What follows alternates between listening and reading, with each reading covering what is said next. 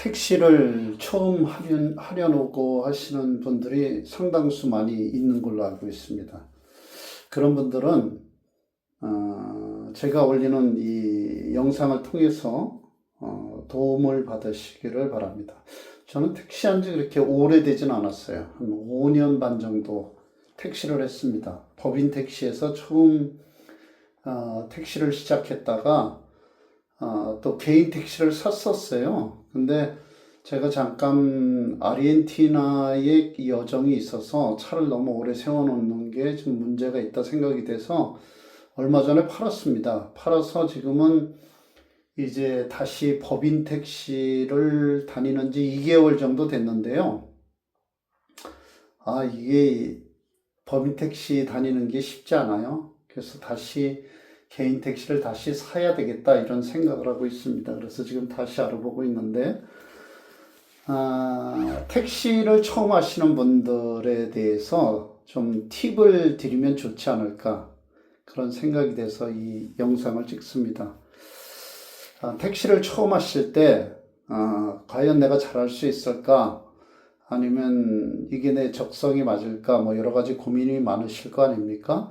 개인 택시를 하든 법인 택시를 하든. 근데 택시는요, 사고 안 내는 게 제일 중요합니다. 사고가 나면 안 돼요. 근데 사고가 나는 이유들이 있죠. 몇 가지가 있어요. 일단은 처음 하니까 약간 긴장도 되고,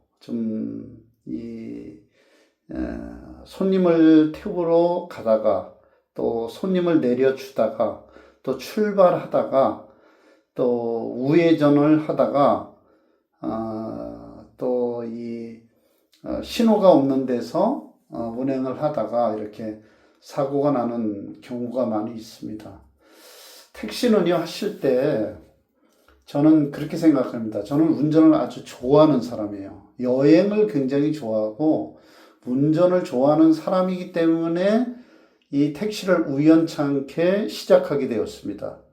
그래서 택시를 하다 보니까 이게 저랑 적성이 잘 맞는 거예요. 손님들이랑 뭐 적절한 대화도 하지만 운전하는 게 너무 좋고 저는 정말 운전할 때 스트레스를 거의 안 받아요. 예. 그래서 이제 그런 그 운전을 좋아하다 보니까 저한테 참 적성이 잘 맞는 직업이고 좀 더 일찍 알았으면 좀 더 일찍 했을 텐데 이런 생각도 했습니다. 근데 택시를 하실 때 제일 중요한 건요. 가다 보면 이제 뭐 손님이 이 앱을 통해서 주로 카카오나 우버나 뭐 온다콜이나 이런 앱을 통해서 손님을 태우지 않습니까? 근데 길에 있는 손님을 태울 때도 있단 말이에요. 근데 가다 보면 이제 손님이 옆에 있으니까 갑자기 차를 옆으로 확 이렇게 대는 경우가 있어요. 절대 그러시면 안 돼요. 그 손님을 만약에 놓치더라도 택시 손님은 그 다음에 또 금방금방 생겨요. 특히 서울은 그렇습니다. 지방은 모르겠어요. 제가 보니까 뭐 경기도 또 인천 이런 데는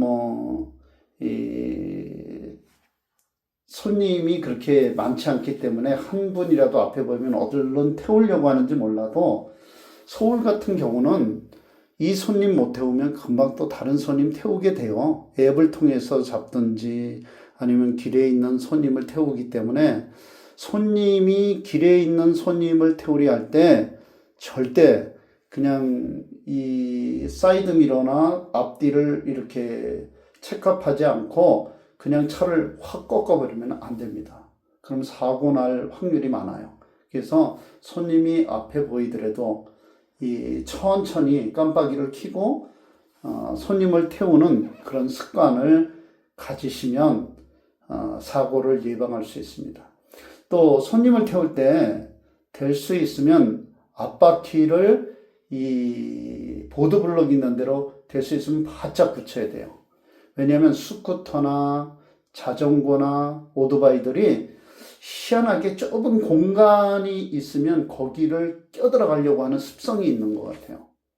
그래서 그 공간을 주면 절대 안 됩니다. 그러니까 손님을 태우려 할 때 옆에 있는 그 공간이 거의 없도록 해서 손님을 태우시는 그런 습관을 가지셔야 돼요. 그래야 그것이 사고를 예방하는 그런 그 수단이 됩니다.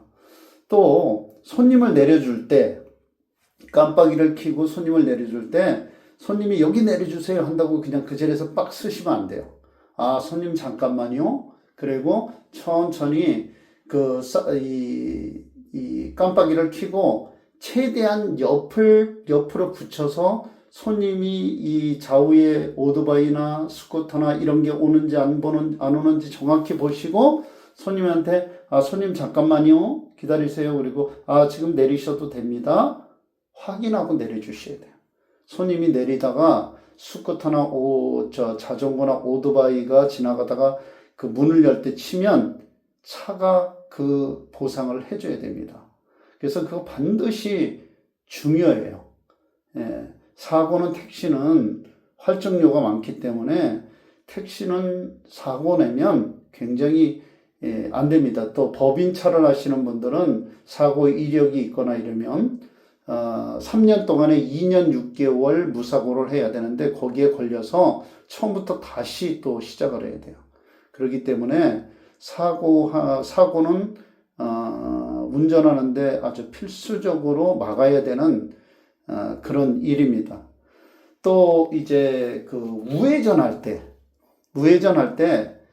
뭐 요즘에 횡단보도에 우회전할 때 이제 그 파란 초록색 불이 들어올 때 그냥 사람이 양쪽으로 아예 없고 또 이렇게 횡단보도를 지나가려고 하는 사람이 없을 때는 우회전을 서서히 해도 되는데 일단은 멈춰 섰다가 천천히 우회전을 하셔야지 그냥 확 잡아 돌리든지 이러다가 거기서 사고가 나면 거기서 사고 나는 경우가 굉장히 많이 있습니다. 예. 그러니까 우회전할 때 조심해야 돼요.